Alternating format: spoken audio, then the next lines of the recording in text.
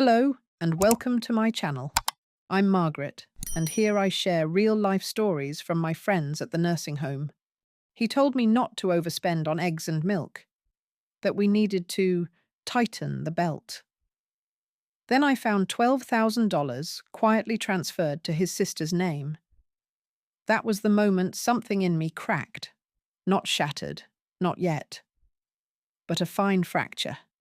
The kind that runs along the edges of porcelain and grows every time you touch it.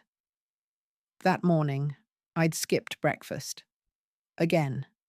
Not out of any noble intention to lose weight, but because the grocery budget didn't stretch far enough for both of us. I thought I was being noble. He said we were struggling. I believed him. We were 48 and 52, respectively. I was the younger one by 4 years, though I felt older by decades lately.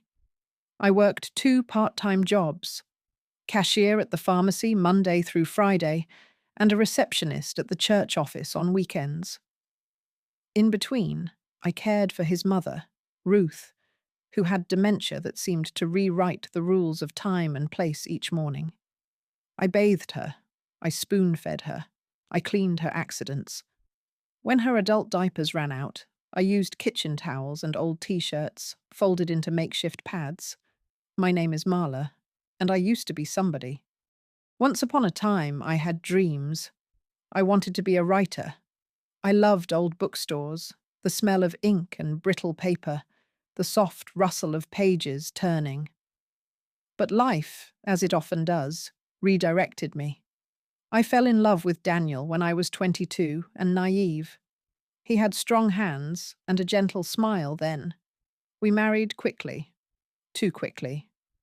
But there were years when we laughed in bed at midnight, when we made peanut butter sandwiches and called it dinner.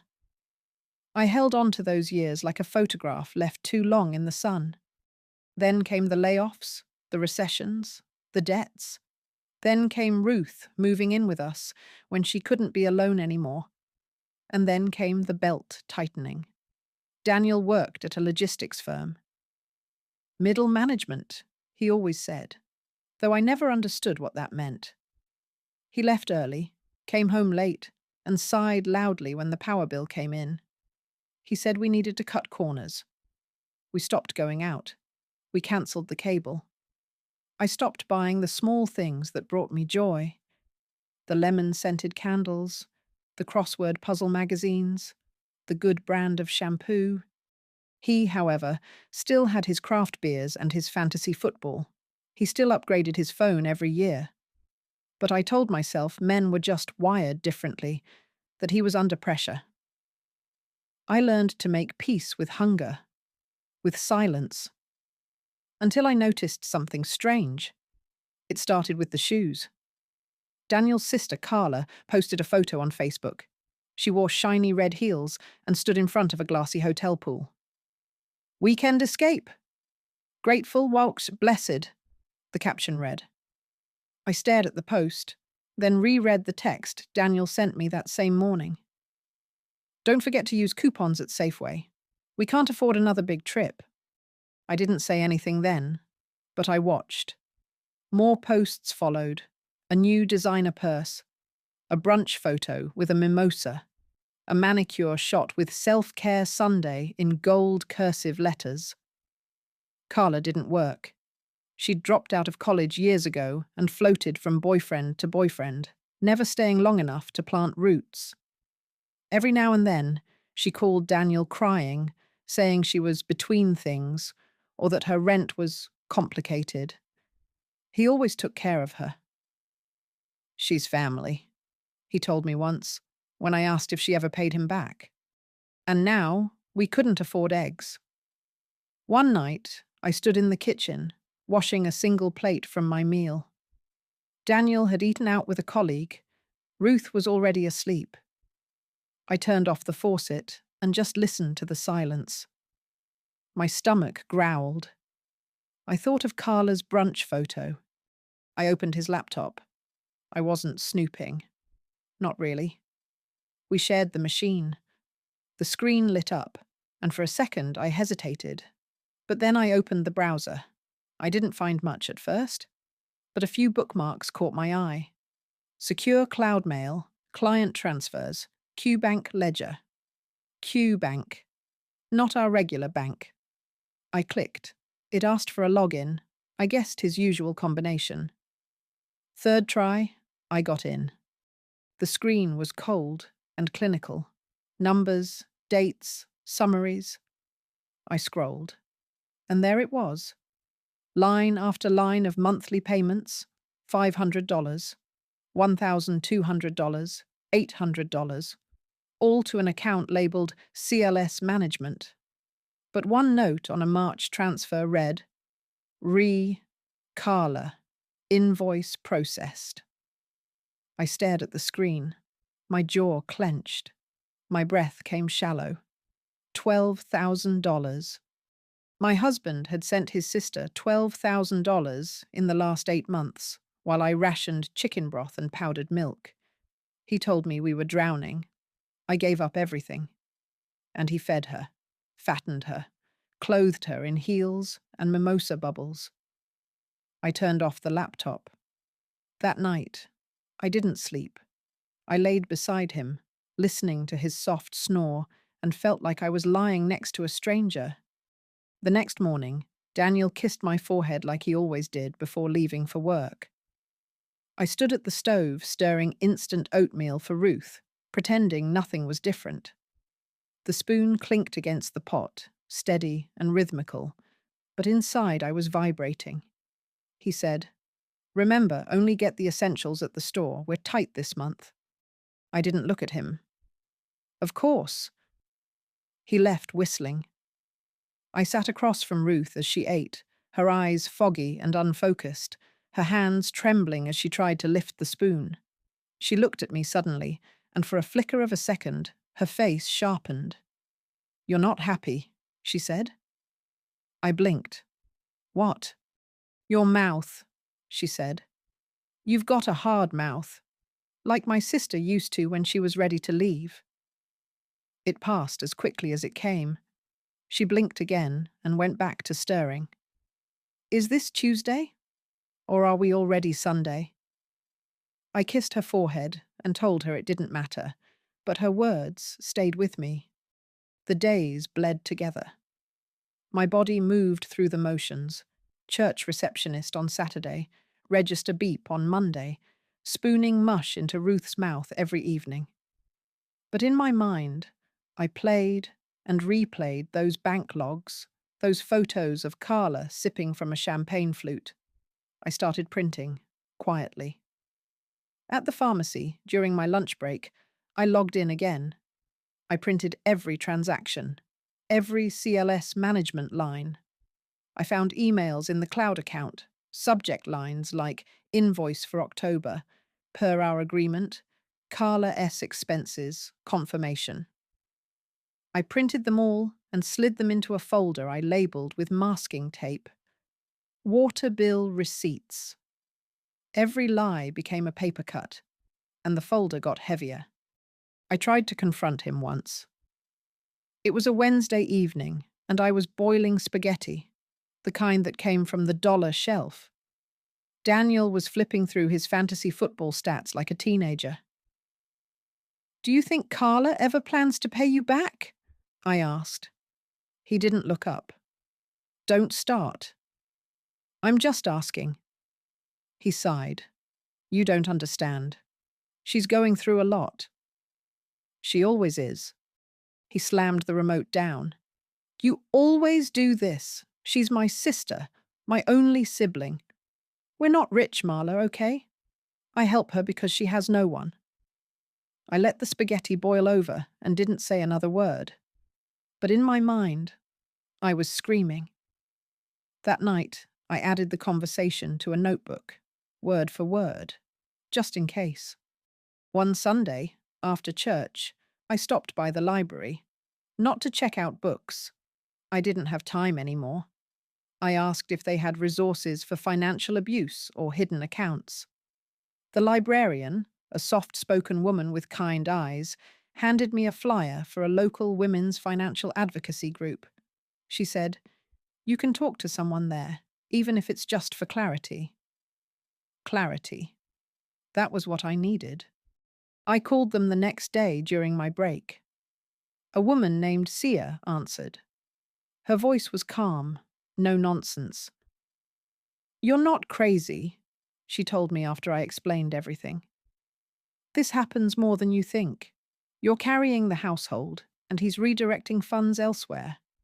That's financial infidelity. I sat on the pharmacy's cracked break room chair and stared at the vending machine. Saya continued, start gathering anything that shows joint accounts, utility bills in your name, proof of your income versus his spending.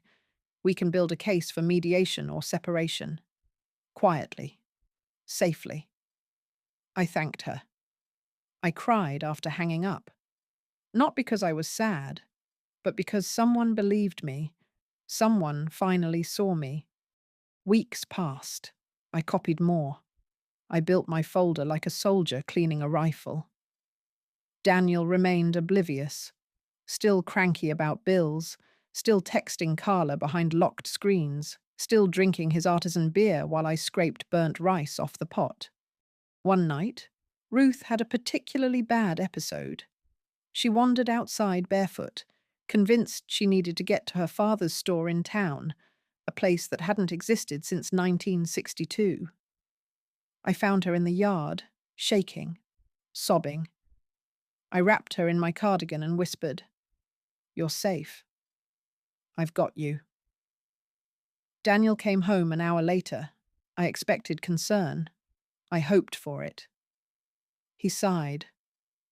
You let her get out again? Let her? I looked at him, really looked at him. The lines around his mouth, the irritation in his eyes, the disinterest. And for the first time in a long time, I felt nothing. Not sadness, not love. Nothing. That scared me.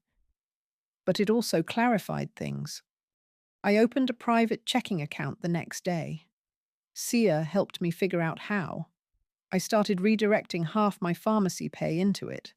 Just $200 every 2 weeks. But it added up. I began leaving coded notes to myself in the calendar. R pickup equals copy statement. Candle day equals call Sia. And all the while, I played my role. Dutiful wife, tired caregiver, silent partner. He never noticed. Not when I stopped folding his laundry. Not when I served smaller and smaller portions at dinner. Not when I slept with my back turned to him every night. One Thursday, Carla tagged herself at a spa resort with a man named #myking. She was wearing pearls and a white robe. Daniel, that same morning, scolded me for buying name-brand crackers. I nodded. You're right, I'll watch it. But inside, the water had boiled over, and I was no longer afraid of the fire. The change was so subtle, even I barely noticed it at first. I wasn't angry. Not exactly. Anger burns hot and quick. This was cooler. A slow gathering of self. A return to myself.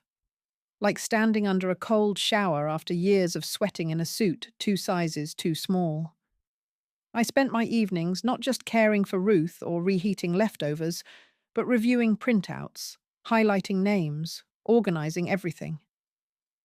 When I caught my reflection in the hallway mirror one night, I saw someone I hadn't seen in years. Not prettier, not younger, but sharper. Daniel kept treating me the same. He was always so sure of his control, so casual in his dismissal.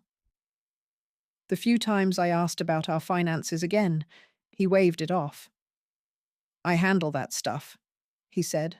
You've got enough on your plate? And I'd nod, smile, and go back to my plate. It helped that Ruth had gotten worse.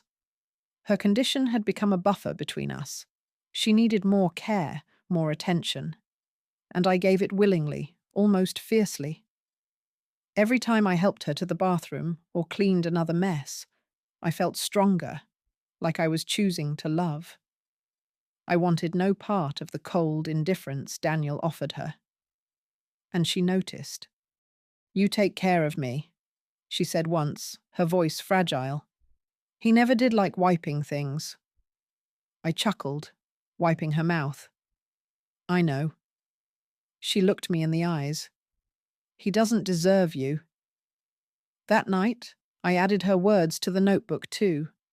One Monday afternoon, Daniel came home later than usual. He had a smear of lipstick on his shirt collar, the kind Carla wore. I said nothing. He flopped onto the couch, kicked off his shoes. I'm wiped. Work's a nightmare. I handed him a microwaved plate of leftovers. You'll get through it. That was our dynamic now. I let him think I was shrinking while I grew in the dark. Later, after he went to bed, I opened the laptop and found a new email. CLS Management, January expense proposal. It was a PDF. I printed it. Another $1,500. I added it to the folder. I had over 60 pages now.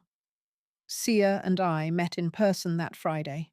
We sat in a quiet back room of the Women's Centre, surrounded by soft lighting and brochures for housing and legal aid. I gave her the folder. She whistled low under her breath as she flipped through it. This is thorough, she said. You've been smart, quiet, strategic. Do you know how rare that is? I didn't say anything, but I think I smiled. She looked at me. Marla, this is more than enough. You have a case. Mediation is one route, especially if you don't want a war. But with his mother's care and these financial records, you're in a strong position. That word again. Strong. I'd forgotten what it felt like. Back home, I started preparing the house. Not to fix it, but to leave it. I donated clothes I didn't need, boxed up my notebooks and Ruth's mementos, labeled everything I would take. Quietly, calmly. I didn't tell Daniel. But I did leave small clues, little omissions. I stopped replacing his shampoo. I let his socks pile up in the laundry. When Carla called, which she often did, speaking in that syrupy tone like I wasn't right there, I let the phone ring. One evening, he came into the kitchen as I was preparing Ruth's tea. I noticed you've been different. Different how? Just quieter, less emotional. I sipped my own tea. I guess I'm just tired. He nodded. Yeah, me too. Work's a mess. Carla's freaking out about her rent again. I had to spot her another couple hundred. I almost laughed. Couple hundred. I wanted to ask. Does she even know what you've stolen from me? But I didn't. I just said, you're a good brother. And for the first time, he didn't look proud. He looked unsure. On the last Sunday of February, I took Ruth for a walk in her wheelchair. The air was cold and clean. I wrapped her in a plaid blanket, and we sat at the edge of the park by the duck pond. I brought her peanut butter crackers and juice. She took my hand. You're the only one who listens to me. I squeezed hers. I always will. I want you to be happy, Marla, even if it means leaving. I blinked hard. Why would you say that? She smiled a little. Because I wasn't happy, and I stayed. That's how I lost my good years. I couldn't breathe for a moment. Later that evening, I gave her an extra long bath, brushed her thinning hair, and massaged her hands with lotion. She didn't say much, but her silence was loving. Daniel came home around 10, grumbling about parking tickets and idiots at work. He didn't notice that I'd removed a photo of us from the mantel. He didn't notice I was wearing earrings for the first time in months. He didn't see me, but soon he would. The day I walked into the mediation office, I wore my best coat, the navy one with the pearl buttons I hadn't dared to wear in over a year. It still fit. I wore the earrings Ruth had once said made me look expensive, and carried a canvas tote filled with printed documents, tabbed and labelled. Daniel was already there, sitting slouched in the waiting area, scrolling through his phone. He looked up and did a double take when he saw me. "You look dressed up." I smiled faintly. It's a big day. We were called into a small, neutral room with a round table and 2 chairs on either side. Across from us sat a mediator named Judith, a tall woman with a calm demeanor and a crisp blouse. She welcomed us, introduced herself, and then asked the purpose of the session. Daniel opened his mouth, but I beat him to it. "I'm seeking mediation for financial separation and transfer of certain assets," I said. He turned toward me, confused. "Wait, what? What is this?" Judith looked between us. "Marla, do you want to start?" I nodded and placed the folder on the table. "I have documents that show my husband has been transferring large sums of money, marital funds, to his sister, under the name of a fake consulting firm. I've been handling the household and caregiving for his mother while working 2 jobs. Meanwhile, I've been denied essentials under the pretense of financial hardship." Judith took the folder and began flipping through the tabs. Daniel looked like someone had hit him with a chair. "This is insane. You went through my files?" "I accessed a shared device, the one we both use," I said, my voice even. "And I documented everything." He went red. "You're blowing this way out of proportion. Carla needed help. She's family. You always knew I supported her." Judith held up a document. "This note here refers to an invoice for a luxury hotel stay. That doesn't seem like basic support." I sat back. I didn't need to yell. The paper was yelling for me. Daniel tried to explain it away, called Carla fragile, called me cold, said I was trying to punish him for being generous. But the more he spoke, the smaller he looked, like a man cornered by a truth too carefully built to destroy. Judith turned to me. "What outcome are you seeking?" "I want my name removed from any shared debt he's incurred supporting his sister. I want my half of the savings redirected into my own account. And I want it in writing that if further funds are transferred without my consent, I retain the right to legally separate and seek retroactive restitution." Daniel scoffed. "You're threatening divorce?" "I'm stating consequences." He shook his head. "You wouldn't survive without me." Judith held up another sheet. "According to these statements, Marla's been financially independent for at least 3 months." I didn't look at him. I didn't need to. His silence told me he finally understood. After the session, we drove home in silence. The ride was heavy. Ruth was napping when we walked in, and Daniel went straight to the bedroom without a word. I made tea and sat at the table, staring at the cabinets I'd repainted years ago. The soft mint green I picked because it reminded me of peace. That night, I packed a suitcase. Just one. I had arranged for Ruth to be placed into temporary assisted care, a decision I had agonized over, but one I knew was right. I had included detailed notes for the staff, her favorite foods, and a photo of her and me on a sunny day by the duck pond. She was safer now, and I was ready. The next morning, before dawn, I wheeled my suitcase quietly through the living room. Daniel was on the couch, pretending to sleep. I paused at the door. "You fed your sister while I starved in silence," I said softly. "Never again." He didn't move. I walked out. The apartment was small, a 1-bedroom near the library, with old windows and a faint smell of fresh paint. But it was mine. The first night I slept there, I cried. Not because I was sad, but because I wasn't. I was calm. Free. Sia helped me set up a budget and apply for a financial stability grant from the Women's Centre. I kept my jobs, but dropped to part-time at the pharmacy. I started writing again, a little each night, short essays about caregiving and silent betrayal. And I visited Ruth twice a week. She smiled when she saw me. "You did it," she whispered one afternoon as I brushed her hair. "You got out." I squeezed her hand. "I'm okay." She smiled, eyes clear. "I know." 6 months passed. Daniel tried to call me twice. The first time, I didn't answer. The second time, he left a voicemail that started with, "I didn't realize how much you were doing," and ended with, "Maybe we could talk." I never called back. Not because I wanted revenge.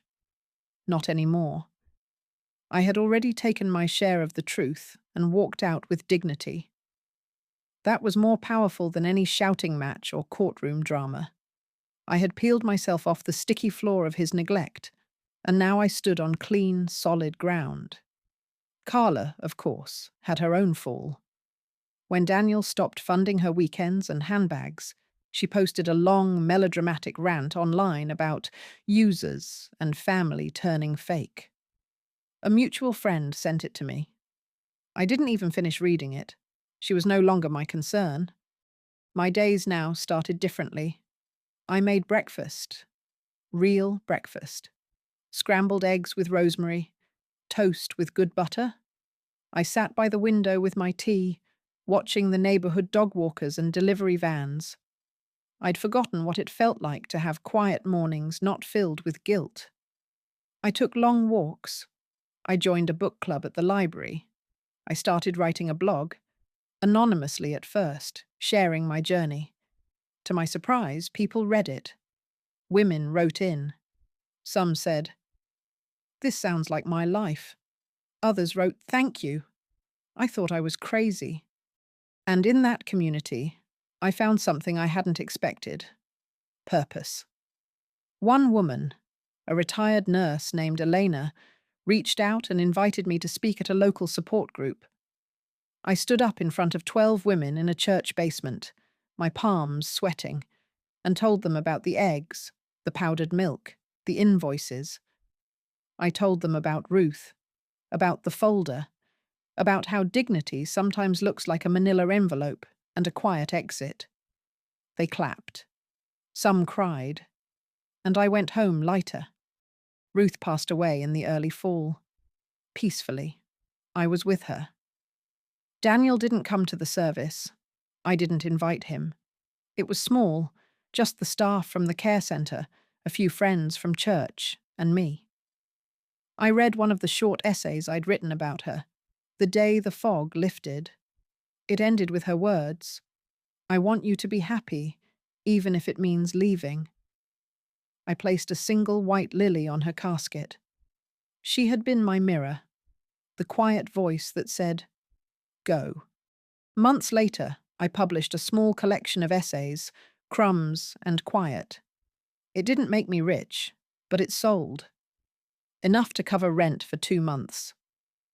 A local radio station interviewed me. The host, a man in his 60s, said, "You write with such grace." I thanked him. But what I wanted to say was, I write like a woman who finally breathes. Sometimes I still catch myself turning the heat down too low, skipping a meal out of habit. I still flinch when I hear someone slam a cabinet. But healing is slow and patient. It walks beside you. It doesn't drag. And I've learned to walk at my own pace. Today, I sit at my kitchen table, the sun pouring through the window. A plant I've managed to keep alive leans toward the light. I open my laptop. Another email from a reader has arrived. "How did you find the strength to leave?" I begin typing. I didn't find it all at once. I found it in spooning oatmeal for someone who forgot my name, in the clink of a cheap pot against a burner, in a $1,200 invoice labeled CLS, in the sound of a man snoring beside me while my stomach growled. I found it when I stopped waiting for permission. I pause. And then I write the last line. He fed his sister while I starved in silence. Never again. I hit send, close the laptop, and smile, because now, finally, I am living my own life. And it's not small, it's mine, fully, quietly powerful.